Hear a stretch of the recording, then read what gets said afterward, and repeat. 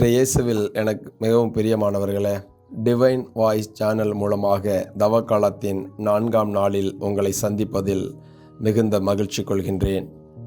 தவமும் ஜபமும் என்ற தலைப்பில் இன்றைய சிந்தனையாக, ஆண்டவர் நேர்மையாளர்களை அல்ல பாவிகளையே அழைக்க வந்தேன் என்றார்.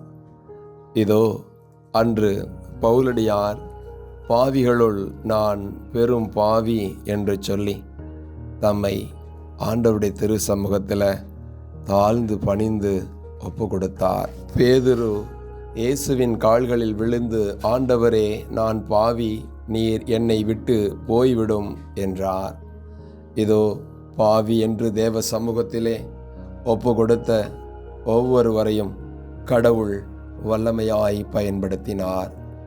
இதோ நாம் செய்த பாவங்களை ஆண்டவருடைய திரு சமூகத்தில் ஒப்பு கொடுக்கின்ற பொழுது கடவுள் நம் பாவங்களை மன்னித்து அவருடைய அன்பு மகனாய் மகளாய் இம்மண்ணுலகில் வாழ அவர்களை வல்லமையாய் பயன்படுத்துகின்றார்.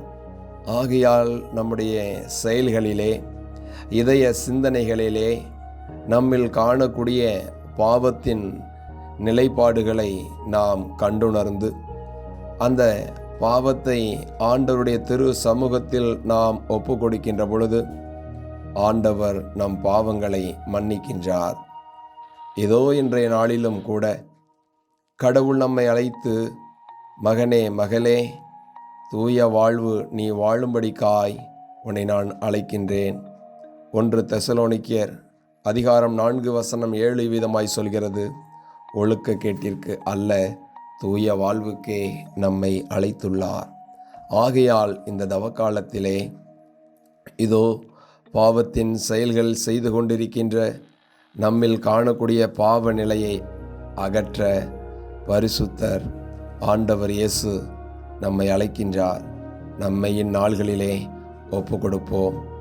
உங்களை நீங்கள் பரிசுத்தப்படுத்தி கொள்ளுங்கள். நாளை வியத்தகு செயல்களை நீங்கள் காண்பீர்கள். உங்கள் வாழ்வு இந்த தவக்காலத்திலே ஒரு தெய்வீக வியத்தகு செயல்களை காணக்கூடிய நாள்களை நாம் காண, நம்மில் காணக்கூடிய பாவங்களை அறிக்கை செய்வோம். பரிசுத்தர் இயேசுவிடம் ஓடி வருவோம்.